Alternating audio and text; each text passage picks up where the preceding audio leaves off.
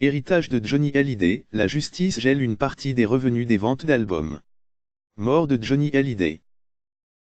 La justice a ordonné ce mardi le gel de 37,5% des revenus tirés des ventes d'albums de Johnny Hallyday, accédant partiellement aux demandes de ses deux aînés, David Hallyday et Laura Smith, qui réclamaient la mise sous séquestre de 75% des royalties. En résumé, les 75% demandés par les enfants de l'artiste correspondent aux sommes que toucheraient David, Laura, Jade et Joy si le droit français en matière d'héritage était appliqué. Or le chanteur a signé un testament américain que contestent David et Laura Hallyday. Dans sa décision rendue ce mardi, le tribunal a estimé dans sa décision qu'il existait un risque de dommages imminent pour David et Laura, justifiant le gel de ces redevances.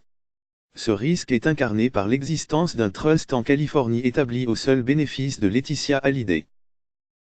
Le trust JPS suscite des inquiétudes. En effet, dans son testament, Johnny Hallyday a notamment prévu de regrouper l'ensemble de son patrimoine dans un trust baptisé JPS, pour Jean-Philippe Smith, du nom de naissance de l'artiste, basé en Californie, et établi au seul bénéfice de Laetitia Hallyday. Problème, c'est un coffre-fort d'après les avocats des deux aînés.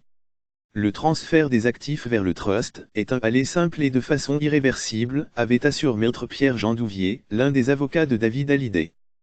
Or l'ancien gérant du trust JPS, Bank of America, qui a depuis démissionné, a justement formulé une demande en juillet pour placer dans son giron les motos Harley-Davidson du chanteur, mais aussi ses voitures de luxe et surtout, les redevances dues sur ses ventes d'albums. Un tribunal californien doit d'ailleurs examiner cette demande le 22 janvier. Un enjeu financier considérable. L'enjeu financier est considérable.